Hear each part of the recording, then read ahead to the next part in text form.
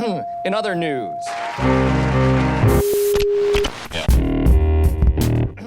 The towers did not burn up. They turned into powder in midair. It's scary to have this helicopter hovering around. You walk up to them and confront them. They can't stand that. Welcome to Another News. I'm Jeff Brady. Back we go out on the limb to further explore one of the most controversial subjects known to the human race. For years, a British author and public speaker presented to filled arenas and stadiums in the early 2000s, speaking about how non-humans, masquerading as humans, walk among us. The non-humans were described as reptilian. Counter-narratives then drove the topic into a mess of censorship and misinformation. Despite these years of suppressive attempts, the reptilians among us topic took hold within the collective consciousness and began to grow. As we now witness, this dominant cultural awareness of reptilian shapeshifters forces billion-dollar industries to take over the narrative in commercials and pop culture. This attempt to crystallize a rapidly evolving awareness may seem futile, while the reptilian overlord jokes are baked into the zeitgeist for now. Authors Stuart Swerdlow, David Icke, and Matthew Deleuze all claim similar experiences of an apparition appearing, who then communicates the implausible reality of how they've come to walk among us. With Swerdlow, the entity explained how their species created the reptilian race to antagonize and test humans. This is a shared sentiment throughout related literature. The angel Gabriel character in the 2005 film Constantine said, quote, "It's only in the face of horror that you humans truly find your nobler selves," end quote. In Swerdlow's creation story outline in his book titled Blue Blood, True Blood, he points to the destruction of the reptilian colony of Lemuria by Atlanteans millions of years ago. Reptilian survivors retreated to Central and South America and northern India, many inhabiting underground spaces. Humanoids from planets Mars and Maldek also had colonies on Earth. When the Atlantis colony was destroyed, the reptilians resurfaced. A UN-type council arranged for each colony on Earth to use its DNA to create human beings, male and female. In a subversive move, the reptilians, working with Syrian technology, wanted to openly rule humans in Samaria, which is the Iraq and Iran region, and learn how to blend their DNA with humans and stabilize human form. In this realm of intuitive conjecture, this time was known to be the advent of the reptilian human shapeshifting. The reptilian creation stories are frozen in stone, concealed in allegory and stilted prose, as most internet users are served microsamples on social media about this vast ancient topic. Echoes from the mythos become the legacy of human spiritual battles against sinister forces who have combined their DNA with ours. The ancient union yields the shadow nature, a programmed predominant species forever at odds and easily manipulated, a societal hive designed to produce a human energy, the nectar of the gods. We explore further with returning guest Ken Innigan, who for years has continued to bring cutting-edge research to his YouTube subscribers. He's endured a lot of interference and attacks, yet stands amid a handful of consistent researchers into the cultural and coded historic aspects of the biggest secret. Ken Innigan, welcome back to Another News. Thanks for the introduction there, Jeff. Well, Ken Innigan, you were a guest on the show several years ago, and I've rebroadcast that interview that we did. If you would, however, please remind listeners of your background and areas of research. Okay, I started researching reptilians probably going on about close to 20 years ago.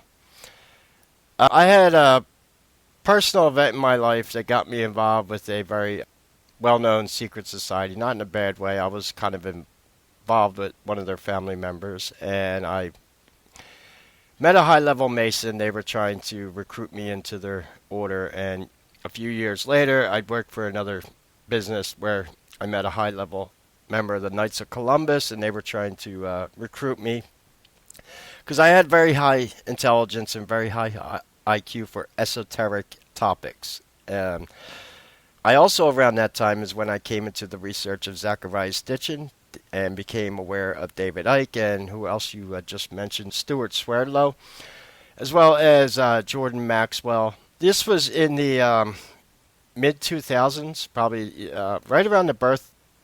Yeah, YouTube started around 2006, so that would have been around the early days of YouTube, where there was only really a handful of researchers doing anything, talking about any esoteric subjects, alien races, secret societies. But the information was very limited. It seemed very controlled. A lot of the things didn't add up. And then when I started looking and researching into occult topics, I noticed the underlying serpent and dragon symbolism everywhere. London, England would be a perfect example. They have dragon statues everywhere in England, and they're obviously associated with monarchy. So I started noticing all this quote-unquote serpent symbolism everywhere. So I started researching into the subjects as the Anunnaki. In the research I do, my belief is we have two different types of, I'll call them serpentine entities, because none of them are really related to any modern lizards. We have Alpha Draconians, who are otherwise most infamously known as the Anunnaki. They were the founders of Babylon and ancient Sumeria. They are the ones that supposedly were responsible for destroying Maldek. And then we have native Terran reptilians. I call them Terrans, but those are supposedly a serpentine race of reptilian hominoids that evolved alongside dinosaurs at the time that are indigenous to this planet, and they are not very friendly to humans or Alpha Draconians for obvious reasons. From what I know about the Atlanteans, I believe they were a refugee race that came to Maldek and tried to settle, which is why they were... The information I have off this comes from the Emerald Tablets of Thoth, which is supposedly a text written by Thoth, who was an Atlantean, not the Egyptian god. I believe Thoth was mocked with that god. This god, Thoth, was the Atlantean, who also claims he was the builder of the Great Pyramid of Giza and the other pyramid complexes around the world. That the Atlanteans, after the fall of Maldek, had fled the planet through a stargate, and Alpha Draconians from that time start Babylon. That would be the Igigi god Marduk. They kind of curated human society starting in ancient Babylon, and then it kind of goes out from there. The information that we have on this, it's not easy to come by. So, been doing this quite a few years, so these are different pieces of the puzzle I've been putting together over a long time. But what I found out about Alpha Draconians, for example, is they tend to look more like the Skeksis creatures that Jim Henson showed in The Dark Crystal. Now, I have original artwork made by an illustrator working with me. I am currently working on a reptilian book, which should be published this year, hopefully, with all my research in it. And I have depictions of them drawn for me in my book for what I believe they actually look like. They are a parasitic creature. They're more avian and bird-like, which is why they use avian symbols as their logos, such as the Roman eagle, the American eagle, the Nazi eagle.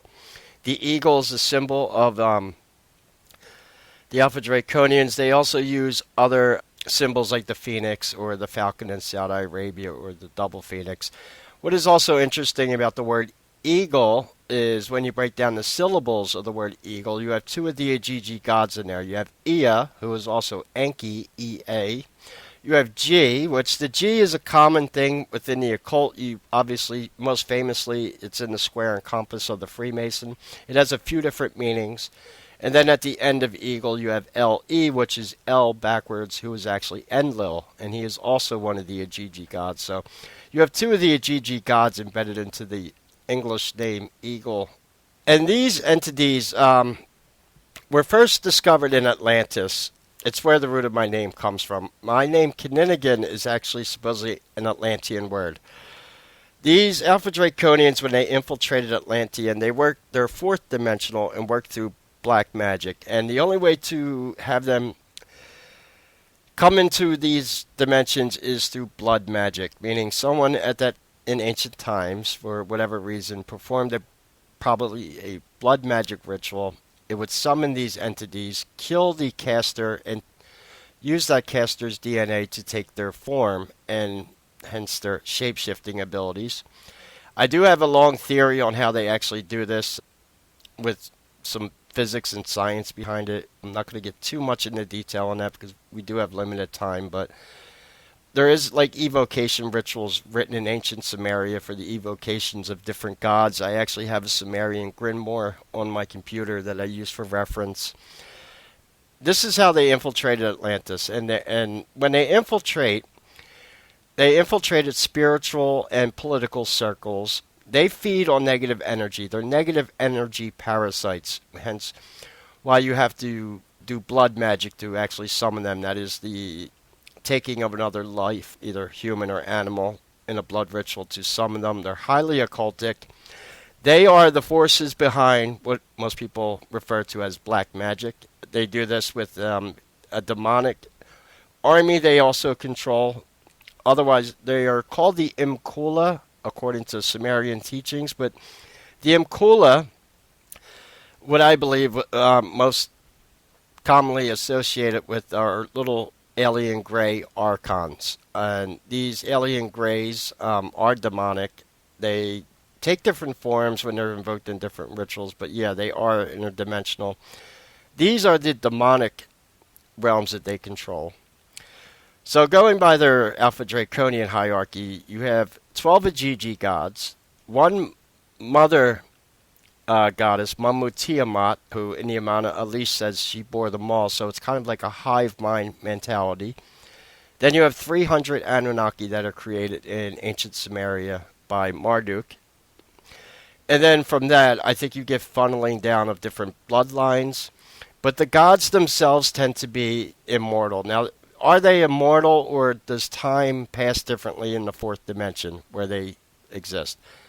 That's another physics question right there I really can't answer. But some of these gods, we have like the Sumerian kings lists some of their ancient Sumerian kings, for some of them ruling for 1,000 years at a time, which is very interesting. And a lot of the Sumerian mythology revolving around the Anunnaki, it's very hard to get good translations off cuneiform tablets. I can't read cuneiform. It's very difficult, so I have to go by other people who have translated it. And then obviously going in with all the occult symbolism. Thank you for that overview. This topic is so complex, and I really appreciate that. You've done a lot of research into Sumeria and the reptilian hybrids. Please tell listeners more about this era and your ideas about how it's a turning point with humans integrating genetically with non-humans. Okay, so the Alpha Draconians take over Sumeria. You have 12 of the Ajiji gods, Marduk, Enlil, Enki, Ishtar, Ninurta. There's a few others. Mamu Tiamat, who is known as the Dragon Queen, who rules over all of them. And then you have 300 Anunnaki. Now, as far as I know, an Alpha Draconian is avian-like. It has no sexual kind of compatibility with humans. It can't breed with humans. They're androgynous. They're neither male nor female. How they reproduce, we actually don't know. They're very envious of the male and female union of humans. It's one of the things that they don't like about our species, from what I understand, and this is why they despise like women so much, and they've attacked them throughout history. We have ancient mythology like Pandora's box, women unleashing evil in the world. I don't think that they've actually hybridized themselves with humans in that way, but they have allowed humans to become demonically influenced under their magic system, ceremonial pagan ritual magic that was done in temples, blood magic sacrifices. That's kind of how they control, and it's what they feed off of. They're energy parasites. So they feed off negative emotion. This is why they don't like people in love, because they vibrate at a higher frequency. And when you're a negative energy parasite, This is why, even to this day, I think they cause so much chaos on the world. At the same time, in, as you said, ancient Lemuria, coexisting with the dinosaurs, Atlanteans supposedly lived on 10 islands, according to thought, that were off the main coast of Atlantis. He called them islands. They sound like artificial islands. They were actually maybe made or they lived on. But on Lemuria, which is currently the Pacific Ocean now, the South Pacific to be specific, parts of ancient Lemuria are believed to be like New Zealand, Australia, all throughout the South Pacific. There's lots of islands there with creatures like Madagascar, creatures that don't exist anywhere else on Earth, like marsupials in Australia. Definitely a lot of reptiles exist in these areas, and this is supposedly where Lemuria was. And the evidence of Maldek being destroyed is supposedly the Mariana Trench in the Pacific Ocean, that big scar in the earth. This is when the native Terran reptilians, they kind of go underground, according to her, and start living in underground cave systems. There's a Sumerian tablet that talks about this, where Marduk had to wait a certain amount of time before founding Babylon after Tiamat destroys the dragon. That's what they call it in the mythology. It's a story about Maldek being destroyed. They call planet Venus, they're referring to that as Tiamat, the destroyer. That's what they called the planet. I had mentioned before we went on and started the show that the BBC had made a documentary about theoretical Sauron reptilians. What if a reptilian race evolved alongside dinosaurs? What would they look like? And the BBC actually made a documentary about this years ago about Saurons. And that's pretty much kind of how they look like. They have like kind of serpentine skin. Yeah, these are supposedly a race of serpentine hominoids that evolved alongside dinosaurs. I had this pulled up. Now, I'm not going to... Some of the Latin names for what this species is a little confusing, but they supposedly start existing in the Middle Triassic period, which is 244 million years ago. And this is... We have one lizard on Earth right now that is supposedly related to these supposed Terran reptilians, and that's the tuatara lizard that is found on New Zealand. It's warm-blooded, which is very interesting, because according to Lacerda, the native Terran reptilians made some evolutionary things that we associate as being mammalian. I'll explain those in a second. This tuatara lizard found on New Zealand has an active third eye. The native Terran reptilians are said to possess powers of the third eye. They can disguise themselves. They use a cloaking where they can make humans believe they're looking at a human, but if you were to film them, they would appear reptilian on camera. I had mentioned to you there are temples in Japan that actually have statues of them. So they were at one time in communication or had some type of communication with native Japanese, which I find very interesting because they supposedly don't like Alpha Draconians. And we know that Japan never got along with ancient China. China, on the other hand, its emperors were descended from the bloodlines of dragons. Now, dragon is the Alpha Draconian Empire, the Alpha Draconian reptilians. I find it bizarre that we have temples in Japan of native Terran reptilians, and then in China, we have the dragon emperors, who supposedly don't like the Japanese people at all. And I always wondered if there's kind of some ancient rift going on there that we're not really being told about there. The Japanese emperors declared themselves that they were evolved from the bloodlines of emperors. Now, when they say bloodlines, what I think they're saying, I believe what they're doing is actually maybe not exactly making hybrids out of themselves with humans, but finding human forms that they want to take, royal bloodlines that they can inhabit the body of and use as their human host. That, I believe, is what they're doing. It makes more sense. These entities are usually going to want to appear as people with massive amounts of influence over large numbers of people, whether it's religion, politics, any type of social engineering. So, yeah, no peasants are getting close to an emperor. So they're not going to have too many actual interactions with humans. And this is the same way that nobility and kings, royalty is associated with Alpha Draconians also. This is the royal bloodlines.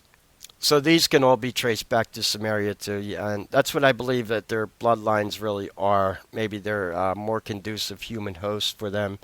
Now the Ubaid lizard statues. The Lacerda files were supposedly an interview that I read. I hired a voice actress to read these with me. They're on my YouTube channel, and these was supposedly an interview done with a female native Terran reptilian. When you read the interview, you realize this was not written by a human. It was written way before ChatGTP was out, so it's not AI, I can tell you that. The class of serpents that we believe that these Saurons or native Terrans evolved from are called rhinocephalians. That's what the Tuatara lizard is. Now, rhinocephalian literally means beakhead. That's what it means. So the faces of the native Terrans, from what we understand, their face and it kind of looks more like a frog. The males supposedly have 3 ridges on their heads. The females don't. Now, according to Lacerda, they do not have tails because once a creature goes bipedal, it doesn't need a tail anymore, and it loses its tail. And according to Lacerda, they do lay eggs. They do sexually reproduce, the male and female native Terran reptilians. They're not cold-blooded like modern lizards, so they don't need to regulate their body temperature by laying out in the sun like some reptiles do. And she said that these were evolutionary traits because of the type of creatures they were evolving alongside. They've also developed the ability to breastfeed their young. And this was very interesting because the Ubaid lizard statue, one of them is a female breastfeeding her young. And when you see the statue, you're like, I thought only mammalians did that. And according to her, it's not. Because once they started learning to use tools, when they got opposable thumbs, and started getting more intelligence, this is how hominoid creatures, whether any type of creature, humans, a few things to point here. The hominoid form in itself is probably a universal form throughout the cosmos as the most conducive way to be a bipedal life form. You need 2 feet to walk on and opposable thumbs and fingers to use tools, which makes sense. Having the evolution of nursing your young allows you to pass on more of your knowledge to your children, hence creates a higher intelligence life form, like we do with humans. Look how long it takes for humans to get out of childhood and all the way up of age, so it's not something that happens overnight. Some creatures they just lay hundreds or even millions of eggs, and the strongest ones survive. And then apparently with the native Terran reptilians, they evolved to a form where they were literally forming family units and raising their young, and which I found very interesting, and that allowed them to evolve, and it allowed them, to hunt, make tools. So some of these evolutionary traits, according to Lacerda, happen in their species. It was typically, you think of breastfeeding and feeding your young with the milk is typically a mammalian thing, but apparently it's not. So this is what I mean about them being not full lizards or related to the same lizard bloodlines as like modern lizards like the Komodo dragons or iguanas or anything like that. They're related to these older serpentine species known as, like I said, the rhinocephalians, which translates out to beakhead lizards. And we do have one living specimen on New Zealand known as the Tuatara. And that Tuatara lizard can live to be 100 years old. It has an active third eye. Why does a lizard have an active third eye? That would give it advantage in nature, literally having an eye in the back of your head, pun intended. Supposedly in ancient times, a lot of creatures had evolved pineal glands or third eyes. We have them, but they're undeveloped. We do have a third eye. Humans do. You can develop it. It's not just the native Terran reptilians. There's also, I cover a lot of cryptozoology, and even like Sasquatch is said to have these third eye abilities, the native Terran reptilians. The Alpha Draconians are ruled by black magic and the occult, so they're very in tune. And what I find interesting about the Alpha Draconians being bird and avian-like is birds are very in tune to electromagnetic frequencies. That's how they fly all around the planet from north to south, and they don't need maps to fly around to know where they're going. They follow electromagnetics and the Earth's magnetic fields, and this is where you get into like ritual magic and ley lines and all that stuff. So they're very in tune to electromagnetic frequencies, which basically rules the occult. So what I understand about the Terrans and their kind of evolutionary path, and then they kind of fled to the underground. They want nothing to do with humans, and they want nothing to do with the Draconians either. So you have these two species that we know of on the planet, one living kind of underground, and then the Alpha Draconians. They are the forces behind black magic. This is kind of how they took over. All the ancient civilizations going on. Rome was very pagan. Ancient Greece, Sumeria, Egypt. Yeah, Egypt is very well known for mysticism and occultism. So it's not a coincidence that all these ancient societies learned all this ritual pagan magic. Somebody taught it to them. You don't wake up one day and say, okay, we're going to build a temple to Zeus and start sacrificing animals and humans in it to work for the gods. Yeah, they were taught this stuff. Ken, again, thank you for going into detail about the native Terrans in the context of Lacerda Files. If you would, please remind listeners of the origins of the Lacerda Files. The Lacerda Files was a interview that came up online. The exact time, it might have been around the late 90s, early 2000s, early time of the internet here.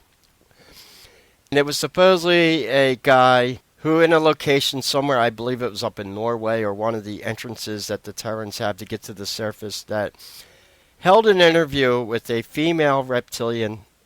She called herself Lacerda because she said we wouldn't be able to pronounce her real name. She appeared to this guy as a human, but assured him that she was reptilian, but she was just using a human form to not scare him. And she explained the history because, according to her, they wanted to have their own story put out there to what they were, and that they were not the dragons in mythology that people were referencing. They were not the Naga. They were not the dragons. They were not the forces behind the occult. That they were actually on this planet in the times of Atlantis, and that they were also victims of the destruction of it. They evolved, like I said, alongside the dinosaurs living on the continent of Lemuria. The ones that did survive, they did flee to the underground. They kind of had minimalistic encounters with humans. However, there's like some very interesting things, like when you read different, like specifically Greek mythology that goes back older, there is talks of serpent entities being around. Now, in Rome, they called anything that was like anything they didn't know what it was, they just refer to it as a monstrous race. So that can include everything from giants to satyrs to merfolk, anything. So the Romans were a little more like, it's hard to get good mythology nailed down to them. They just referred to them as monstrous races. And anyone that didn't speak Roman was just called a barbarian. That's where the word comes from. But the Greeks describe it a little bit. There's some reptilian symbolism in Greek mythology, obviously, with Typhon and stuff like that. But as far as I know, she wanted to clear everything up, explaining, like, no, we're not making reptilian human hybrids here on the surface. We're not doing that. We're not even compatible to mate with humans. We're not abducting humans. We're not eating your kids. We're not or any of the other things. And this is according to Lacerda, why she wanted to put this interview out there. And when you read the interview, you start realizing someone of a very high non-human intelligence wrote this. She answers questions about the paranormal, what rules the paranormal realms, how UFOs actually fly, how they're utilizing the Earth's magnetic fields, how some UFOs are actually native Terran reptilian UFOs from and they have developed craft to fly among the surface. She also explained that they do come to the surface from time to time, and because they can make themselves appear human, they use something called visual mimicry, where they can make themselves look like a human, but it's tricking you. But if you were to film them on camera, they would appear reptilian because they're not actually shape-shifting. It's a skill that they develop with the third eye. It's kind of like, it sounds like an evolutionary kind of defense mechanism. You got to think, if you're evolving alongside dinosaurs, and if you had a way to cloak yourself, that would be a big evolutionary advantage for an intelligence, if you could cloak yourself. Other entities out there from ancient times are said to be able to cloak themselves, including Sasquatch. It's a cloaking ability of sorts. Now, the Alpha Draconians, how their shape-shifting works is it's a little more complex, because they actually reside in the fourth dimension, but can break through into the third dimension. They could do this with occult ritual, opening up interdimensional portals. But in order to stay in our dimension for an amount of time, they need to have a human form. Again, where the shapeshifting comes in for them, assuming a human form that they could be in our dimension in. But that human form, is being controlled by an Alpha Draconian. Sometimes the Matrix does break down with that. I have a few shapeshifter videos on my YouTube channel that are of Draconians. And they do look like avian Skeksis, like birds, when they shapeshift. I have the Yusef Estes one on it's the trailer to my YouTube channel. So if you find my YouTube channel, it's the first video you'll see on there. Thank you, Kaninigan. Our guest is Kaninigan 2.0, a returning guest to talk about the ancient history and legacy of reptilians. I didn't know this about the Lacerda Files, that she was acting as an ambassador almost for her species to differentiate between theirs and the more parasitic reptilians amid humans. The 2005 film Constantine discusses the half-breed reptilian demon that can't physically affect humans but can persuade them. If the half-breed, half-human, half-demon injures or kills the human, Constantine is cleared to deport them to hell. In the film, when the human flesh is melted away on the half-breed, the green reptilian scales appear. A similar element exists in Stephen King's It. When the clown's makeup is removed, a green, scaly, clawed reptilian creature is revealed. I include the clown because of the Paul Staub's book, The Nephilim Look Like Clowns, and the Origins of the Clown. Both the half-breed and the clown reptilians in Constantine and It are spiritually dark reptilian creatures. Please talk about what you've learned about the association of reptilian-type creatures and damnation to the underworld. Well, there's always a serpent aspect of the underworld, and I think demons, a lot of people think of them being reptilian-like. In the movie Rosemary's Baby, she's impregnated by a reptilian in that scene. And she does have a reptilian baby at the end, but they don't show it. They didn't want to show it. I guess it was too much for back then in a movie. But that was one of the most infamous endings of the movie, Rosemary's Baby. You never actually see the baby. You see the old creepy people chanting, "Hail Satan, the Antichrist is here." And the Antichrist is reptilian, obviously, in that movie. That's what we believe the Antichrist will be an Alpha Draconian, probably reptilian. That's probably because the reptilians have had, the Alpha Draconians specifically, have had very big hand in religion, because they're the ones who brought the Pharisees from Babylon. That's what I believe the Pharisees are, the ones that were there at the crucifixion of Christ. The Pharisees, the ones who brought the teachings of Babylon from Sumeria. Not very good people or entities. So it started kind of there. This is why they see certain things as a threat to theirs, and why they subvert certain things like politics and religion in a reptilian form to manipulate and subvert people, because they need to feed off negative energy. It's called louche feeding. Like in Buddhism, you have positive energy known as prana.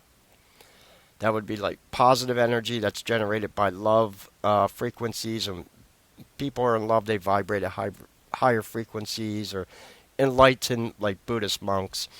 And then but they try to keep people in a negative frequency because they actually feed off this. So things like war, social engineering, divide and conquer tactics that have been used throughout history. It's kind of like what they've been doing. And then when the world gets too big for them to control anymore, then we start hearing about them wanting a new world order, and that's always a depopulation event, like the flood or something like that, where it seems like they can't control civilization anymore. I guess humans get too smart for them, start developing other skills we have as humans, like becoming enlightened or using our third eyes. I know that Stephen King, Pennywise is based off an eldritch god. I know it's a Lovecraftian eldritch god. I forget the actual one it's based off of. However, but it's interesting because H.P. Lovecraft actually wrote about reptilians. There's a story he wrote called the City of a Thousand Pillars, which involves an underground reptilian city. That was written by H.P. Lovecraft, and of course, we get a lot of occultic things from H.P. Lovecraft. The most infamous one is the story of Cthulhu, and you get a lot of these eldritch gods with them. And now I haven't seen the new reboots of It or Pennywise. I know that there is I think a new show out now. I don't know about the Nephilim looking like clowns. I have a different theory on what the Nephilim actually may be. I believe them to be the kind of cannibalistic giants that we hear about. Not Sasquatch, the red-haired giants that we hear about. There was recently one found in, I don't know if you've heard the story of the giant found in Afghanistan, in Kandahar. Yeah, I've heard of it, but... That's what I think the Nephilim may be. I'm born Catholic, I am Catholic, but I try to disassociate what I was taught as a Catholic with what I'm learning about with the occult and a lot of these darker subjects, and I just try to look for the facts and what lines up in things, regardless of wherever the truth takes me. So that's kind of how I'm able to absorb all this in and try to make sense of things. But it always does go back to, like you said, the underworld. Yes, I do believe that the Anunnaki are the fallen angels that we hear about in Christianity, because I do believe the Antichrist will be a reptilian, an Alpha Draconian. I believe what it is probably a metaphor for the Draconians as a species falling out of grace. Maybe they were created. They were not always evil like they are. They were not always energy parasites doing what they do. However, they kind of evolved into that. That could be a metaphor for that. And what are angels? They're associated with wings. They're avian. Angels are even associated as having wings, just like eagles and dragons do. So, like I said, the best representation you could look at online would be the Skeksis from the Dark Crystal movie that Jim Henson made. It's probably the closest depiction to an Alpha Draconian. And in that movie, you'll also see there's 12 of them that rule over the whole entire planet of Thrall. There's not a lot of them. But they rule over the planet by doing bioengineering and black magic. They do rituals right in the movie. And this is kind of how they rule over the planet in the Dark Crystal movie. A lot of these things that you're bringing up, we refer to it as mystosynchronism in movies, hidden symbols and themes in movies that are meant to be embedded into your subconscious. So this is why I think after a lot of people associate, demons in the underworld with reptilian entities. And like I said, in Rosemary's Baby, she was impregnated by a reptilian. And the Antichrist she birthed at the end of the movie is a reptilian. So I don't think that was a coincidence. In a very early inception of this radio show, once called The Pale Horse, I read something called The Reptilian Pact back in 2007. I read the whole thing during the show, and it made some listeners upset. It was too much at the time, maybe too dark and depressing. And I remember the site I found it on. It had a GIF file of a bipedal reptilian lumbering in the margin. And the site was built in 1997, nearly 30 years ago. Let me read a few lines here. An illusion it will be, so large, so vast it will escape their perception. Those who will see it will be thought of as insane. We will create separate fronts to prevent them from seeing the connection between us. We will behave as if we're not connected to keep the illusion alive. Our goal will be accomplished one drop at a time so as to never bring suspicion upon ourselves. This will also prevent them from seeing the changes as they occur. We will always stand above the relative field of their experience, for we know the secrets of the Absolute. We will work together always and will remain bound by blood and secrecy. Death will come to he who speaks. Death will come to he who speaks. We will keep their lifespan short and their minds weak while pretending to do the opposite. We will use our knowledge of science and technology in subtle ways so they will never see what is happening. We will use soft metals, aging accelerators, and sedatives in food and water, also in the air. They will be blanketed by poisons everywhere they turn. The soft metals will cause them to lose their minds. We will promise to find a cure from our many fronts, yet we will feed them more poison. The poisons will be absorbed through their skin and mouth.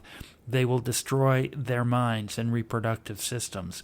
From all this, their children will be born dead, and we will conceal this information.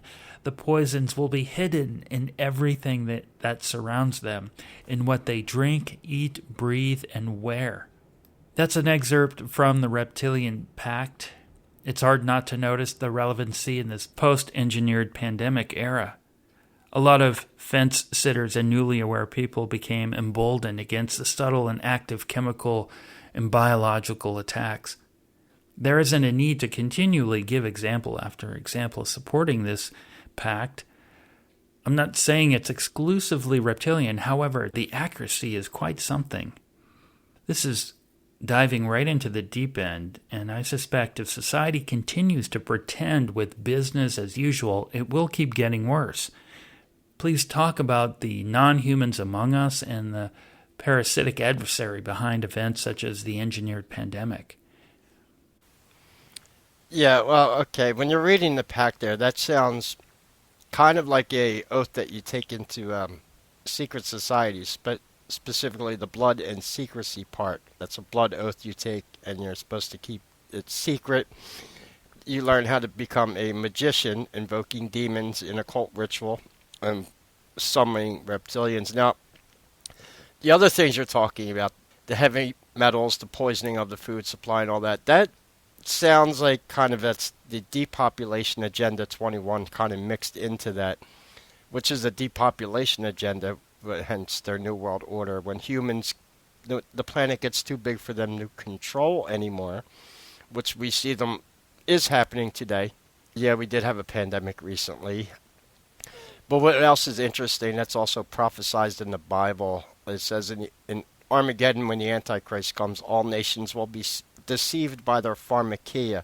Pharmakeia is the Greek word for medicine and black magic or witchcraft, which is very interesting. You can look at pharmaceuticals as being modern alchemy. It sounds like the depopulation agendas kind of mixed in there. And the people that would carry out those agendas would be people that are in service to Babylon. I refer to them as thralls because they're not slaves. Slaves, these people get very wealthy serving elites. They get very wealthy carrying out certain agendas. So we have seen a ramping up, processed food, heavy metals, chemtrails, poisoning of the earth with all the mining they're doing, like for lithium, and they're kind of destroying the planet and make it uninhabitable for humans. At the end of the day, I believe it all comes down again to a depopulation agenda. I think that's probably what they're referring to as maybe a reptilian pact, probably taking an oath to be in service to the New World Order.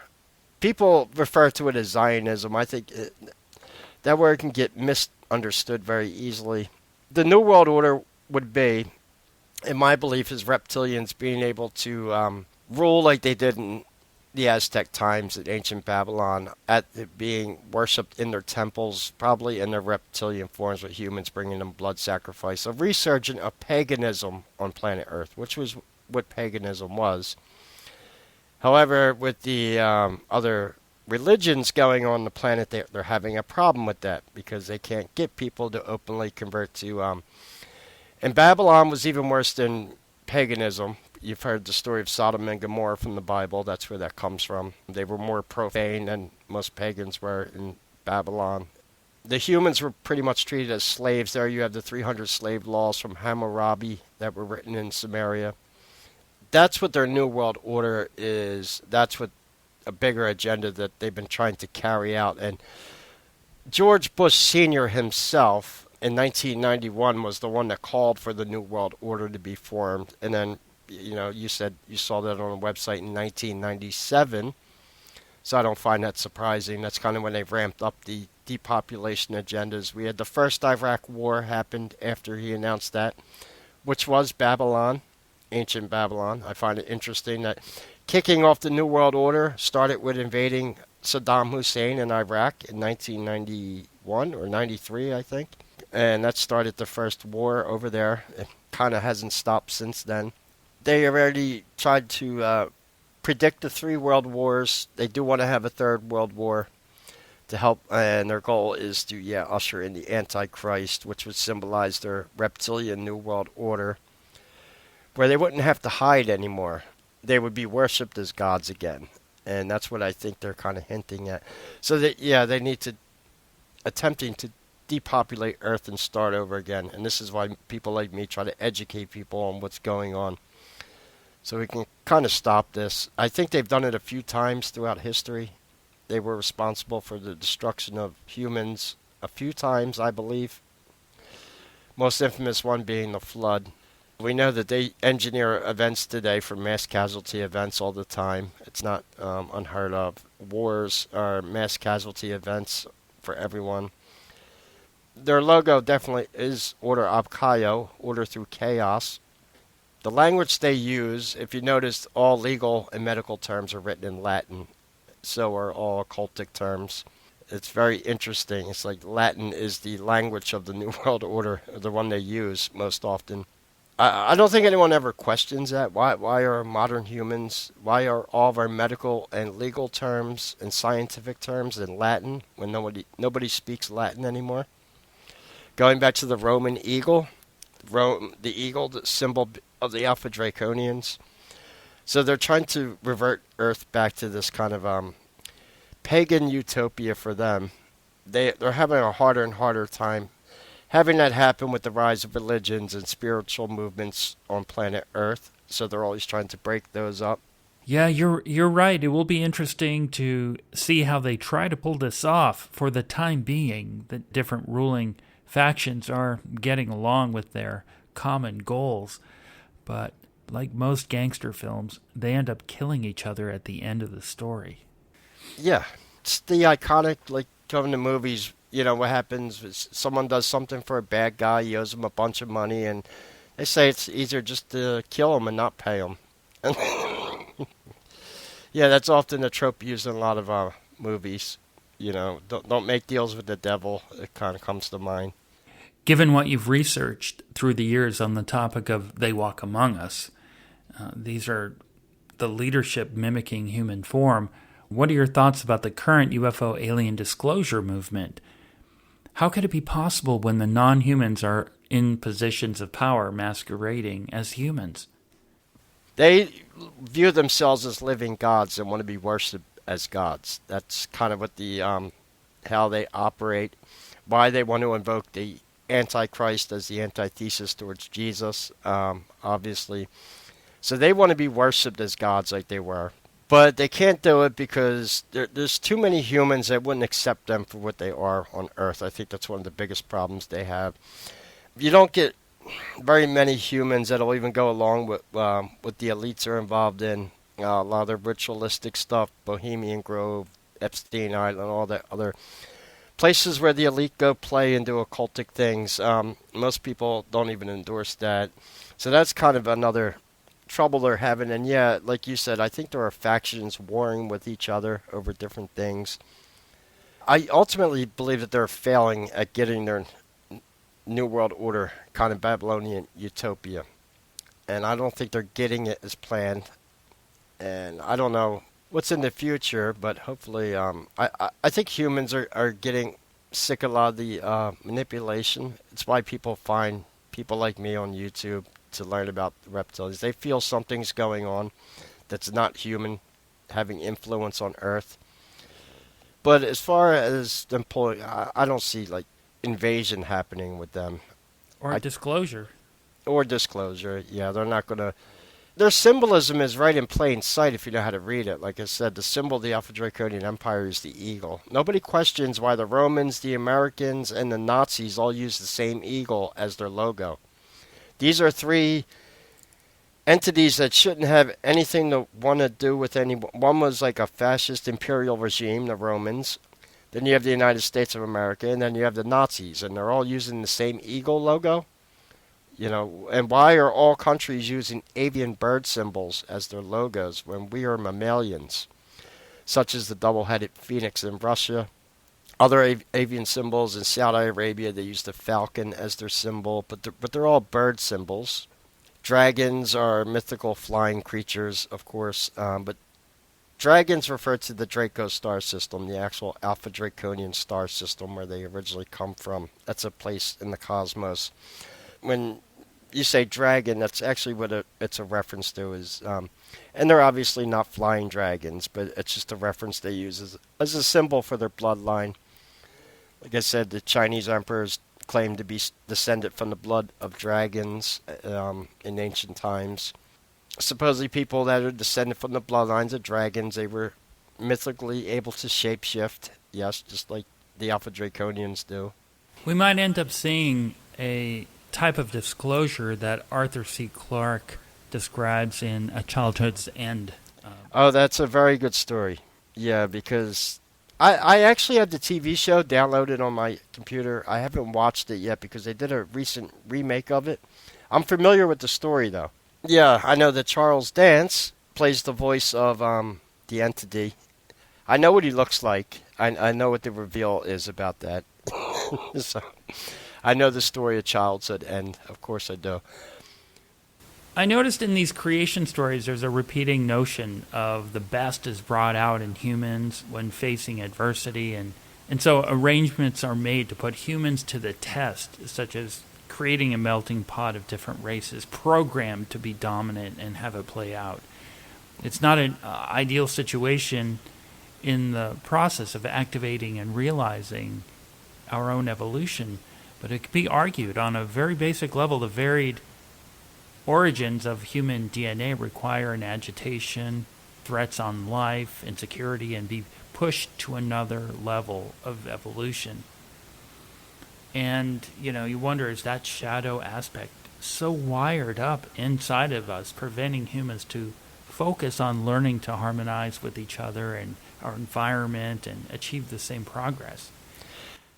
Well, it's kind of, this is where the metaphorical story of the Tower of Babel comes into play in Babylon, where they confused the languages so humans couldn't communicate, so they can control them easier. Because when people can't communicate, it's easier to get them to be at each other's throats and fighting with each other. So they use these same kind of constructs in modern times to divide people, whether it's race, religion, sex, politics, different angles to keep people divided. The easiest answer is the reason why we're all different colors is because of the melanin in our skin. And if you evolve closer to the equator, you have a natural immunity against the sun. That's all that is. It's nothing, so we know that. And then as the world mixes together, they're still trying to push the race politics, although it shouldn't exist in the United States now. We've been trying to live together in harmony. I live in a big city. I think so. I see a lot of diversity every day, but they do still try to push those agendas, and it's a way to keep people divided and ununiting. Because that's what I believe their biggest fear is the Illuminati is all humans actually getting along and not fighting anymore, and starting to evolve as a species, talk things out, and not go to war, and calling each other names all the time. because that's not going to get us very far. What a nightmare for them, right? Yes. I know it sounds a little hippie, but it's the truth, and it's what I found out about studying these entities. It sounds a little... No more loosh food for them, and they don't like that. And humans, I don't think, like it either. No one really likes fighting all the time. And they might say they do, but they don't. And the ones that cause all the chaos are not the ones who actually have to live with the consequences. It's really great to have you back on the show. You've been unearthing gems of knowledge for your subscribers on these topics, and I know you're working on projects. Would you tell listeners about that and how to stay in touch with your research? Sure. My YouTube channel is actually Kninigan, the Book of Reptilians on YouTube. You can find me there. I don't have a way to kind of promote it because I don't even have a name for it yet, but starting in January, I am starting a podcast where once a week I will be releasing episodes on all the major podcasting platforms, Spotify, iHeartRadio, Apple, and all that, where I'm going to basically dictate all of my reptilian research into a podcast radio format, probably like 2-hour-long shows once a week that'll be uploaded starting in January. And I am still currently working on a book about reptilians, publishing my research about Alpha Draconians and Native Terran reptilians. And hopefully that gets published this year also, which is kind of why I'm starting the podcast in January also. Do you have a working title? The Book of Reptilians. That's what I actually... that was a working title because I sometimes the simplest titles just work. I didn't want anything... I don't know what the podcast is going to be called yet. I'm not sure about that yet. I'm still in the process of setting all that up, but hopefully that's launching around mid-January. Very good. Very good. That sounds great. Okay, so I'll be looking out for that and the book and have you back on to talk about the book. And thank you so much for being on In Other News. Hey, thank you, Jeff. That's going to do it for In Other News. I'm Jeff Brady. Visit inothernewsradio.com for archives and more information about the